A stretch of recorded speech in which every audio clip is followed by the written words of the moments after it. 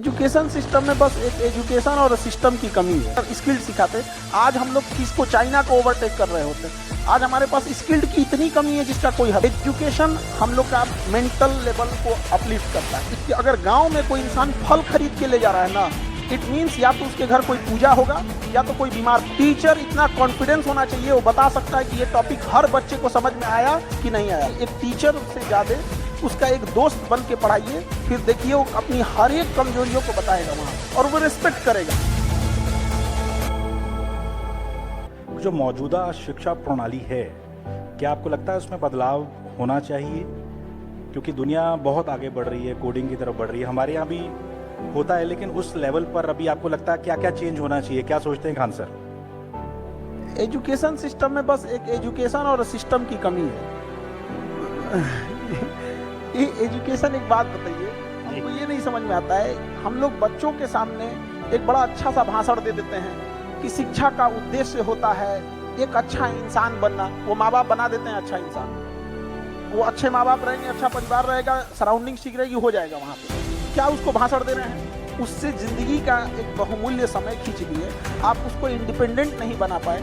एक 4 साल अभी के टाइम पे ग्रेजुएशन, 2 साल पीजी, वो इस ग्रेजुएशन और पीजी के दम पर कुछ ही ऐसे ग्रेजुएट डिग्री हैं जैसे बीटेक हो गया, एमबीबीएस हो गया, आप इक्विवेलेंट करते हैं कॉलेज ग्रेजुएशन वाले से। उस 6 साल का टाइम उससे लेते हैं। उस 6 साल के बीच में वो जब कंप्लीट करके आता है तो वो समाज में कुछ नहीं कर पाता है, वो फ्रस्ट्रेशन होने लगता है। उस 6 साल के बीच में उसे कितना हम स्किल सिखा सकते थे। हर साल अगर 2 स्किल भी सिखाते, 6 महीना बहुत होता है स्किल के लिए, 6 अगर स्किल सिखाते, आज हम लोग किसको चाइना को ओवरटेक कर रहे होते।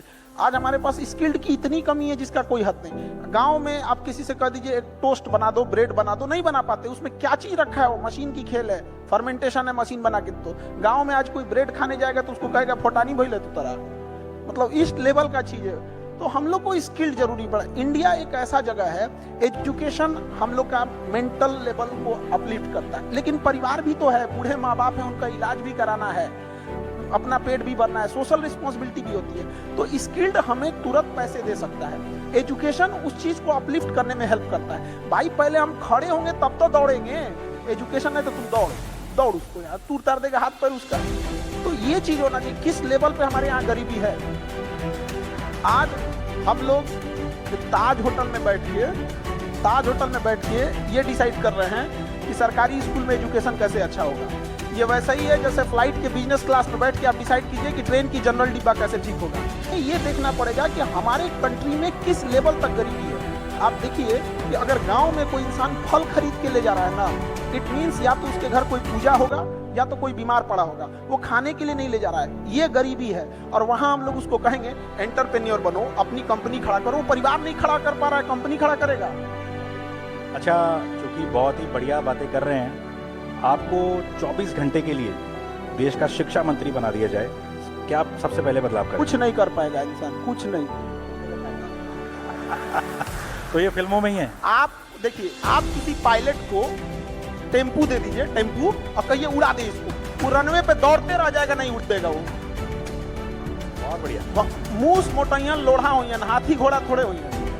ये क्या मतलब बना के रखे लोग। ऐसा लगता है कि जैसे मतलब एक टॉप लेवल चेंज कर देंगे तो सारा सिस्टम होगा। ऐसा नहीं हो सकता। आप ग्राउंड लेवल पे जाके देखिए कितनी परेशानियां हैं। एजुकेशन सिस्टम को ना, शिक्षकों की भाषा मतलब समझ में नहीं। हम लोग तो सरकारी स्कूल में पढ़े थे तो कार्य बोलने की जगह टीचर कार्य बोलता था, तो हमको समझ में नहीं आता करना क्या है यहाँ पे। तो हमें एक टीचर और स्टूडेंट के बीच में इतनी ज्यादा डिस्टेंस बना के रख दिए, इतना प्रोटोकॉल बना के रख दिए हैं।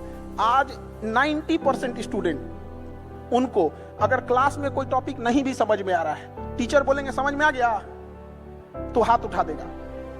टीचर को पता होना चाहिए कि स्टूडेंट किस टॉपिक पे फंसेगा और किस टॉपिक पे नहीं फंसेगा। टीचर इतना कॉन्फिडेंस होना चाहिए, वो बता सकता है कि ये टॉपिक हर बच्चे को समझ में आया कि नहीं आया हुआ। आपने जीएस में ये चकल्लस तरीके से समझाने का फॉर्मूला निकाला, ये कब आया सबसे पहले प्लान में कि भैया ऐसे समझा सकते हैं, ऐसे समझ आएगा जीएस?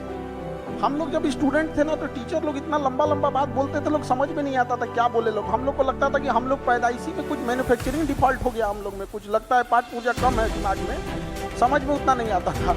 उसमें कुछ दोस्त सब जब हम लोग को समझाना चालू किए ना, तब समझ में आया कि भाई ये टीचर लोग जो है ना, ये गड़बड़ मतलब थोड़ा हाई लेवल पे लेके जा रहे हैं। तो हमको लगा कि नहीं, एक टीचर से ज़्यादा उसका एक दोस्त बन के पढ़ाइए, फिर देखिए वो अपनी हर एक कमजोरियों को बताएगा वहाँ और वो रिस्पेक्ट करेगा।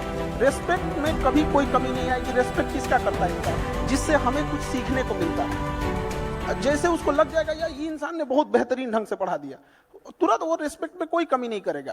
अच्छा, एक